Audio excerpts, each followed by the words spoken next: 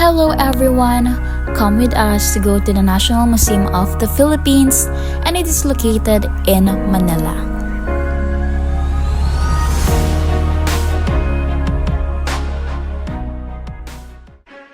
Yes, we did prepare and made an effort to look beautiful and well-dressed since karamihan sa mga students or kabataan ngayon just like us, kasama sa plano namin yung makapag-picture sa bawat sulok ng museum.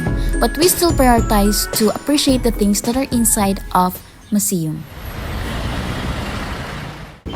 So as we are walking, we saw tatay na nag-offer sa amin ng libreng taho, but nagbayad pa rin kami as an appreciation na kahit matanda na siya is nagbebenta pa rin siya ng taho.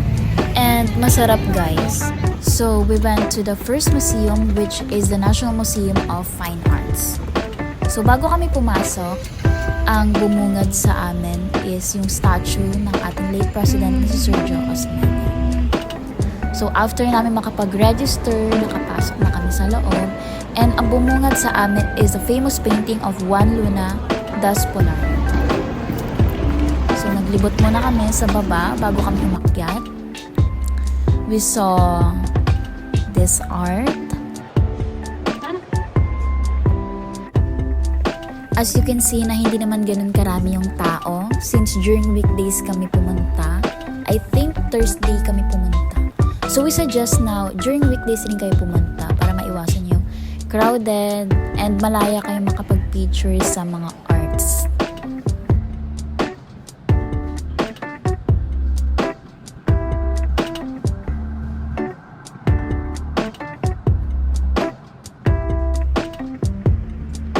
Sa room na to is makikita yung collection ng translucent shells or oysters. Ayan, as you can see. So, dito naman sa floor na to is karamihan sa mga nakikita namin is mga frame. And sa frame na yun is mga sinaunang Pilipino. Since most of them is hindi namin kilala, tinitignan na lang namin yung name nila. Ayan, as you can see, may mga nakalagay naman dyan. And then yung details nila.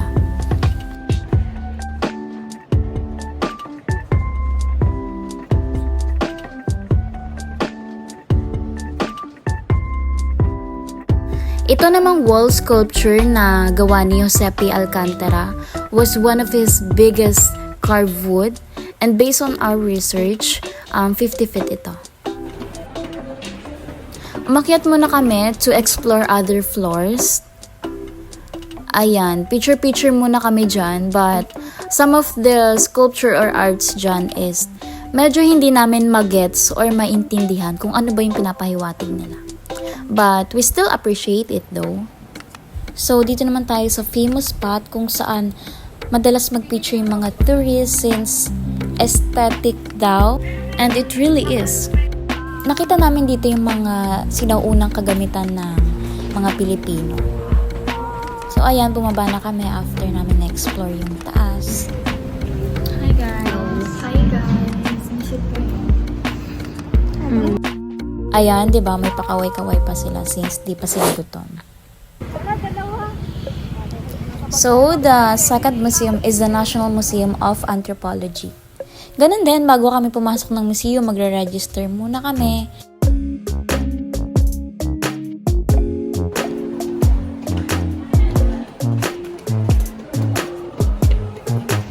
Hi guys!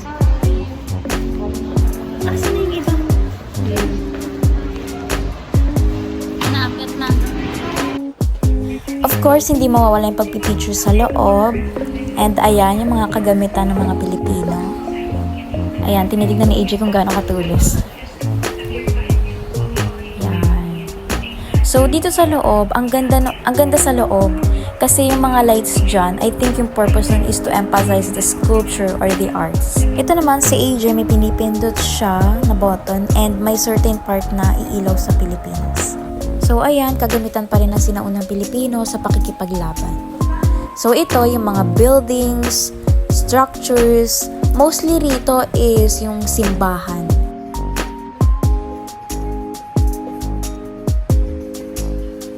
Ayan, tinitignan ni AJ yung mga details ng 100 peso na yan.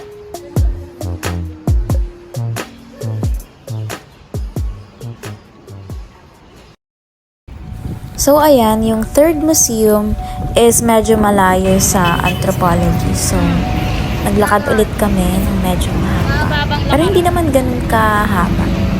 Ayan, as you can see, sobrang tirik nung araw kaya nakapayong si Kay.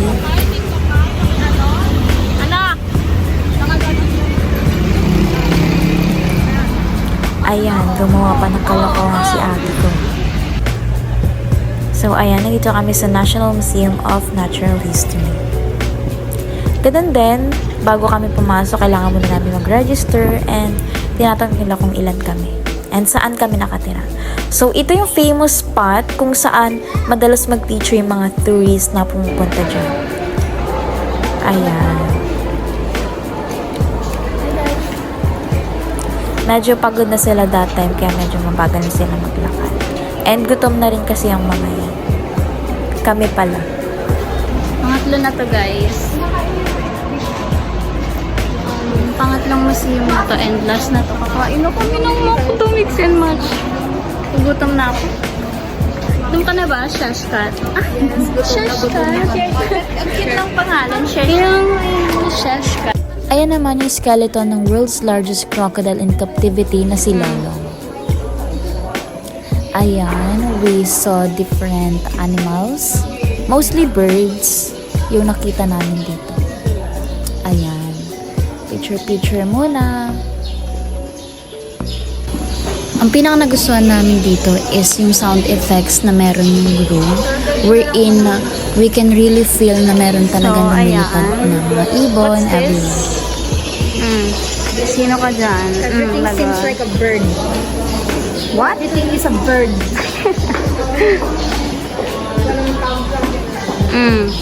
Basta lahat tibo. Nakakain yun, di ba? Saan? Ayan, that time, na-amaze sila and nagulat at the same time since those marine animals are venomous and poisonous.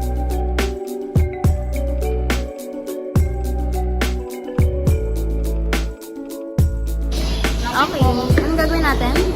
Lalabas. Lalabas na ba tayo? Yes. Oh. Dito talaga kami na-amaze and napawaw sa Oceanic Park ng Natural History. Halika, pasok tayo, guys. So ayan, pumasok na kami. Oh, sino ka dyan? Pagkapasok namin is na-feel talaga namin na parang nasa underwater talaga kami. Ayan, the sandy beaches and ang realistic niya tignan. As you can see, ayan, the whales, sharks, and dolphins. Ayan, nilaro ni ate. Ano yan? So, ito naman yung pinakamaganda sa museum na to is may touchscreen sila wherein kapag may pinindot ka na certain animal, meron yung lalabas na details about that animal. Mga gutom na. So, ayan, mga alimango. Gutom na talaga sila niyan kasi gusto na nila lutuin. Ayan naman yung mga drawer wherein we can see different types of seashells. Ayan, isa-isa sila. So, ayan naman yung forest. Ayan, may snake. Ito talaga, ang ganda dito sa loob kasi parang nasa kuweba talaga kami. Tapos ayan, makikita namin yung mga animals na makikita inside. Ayan. This is the Twin Lakes. Ayan yung itsura niya. Ayun, no? Ganyan ka pala. Lalabas na kami, guys. Gutom na?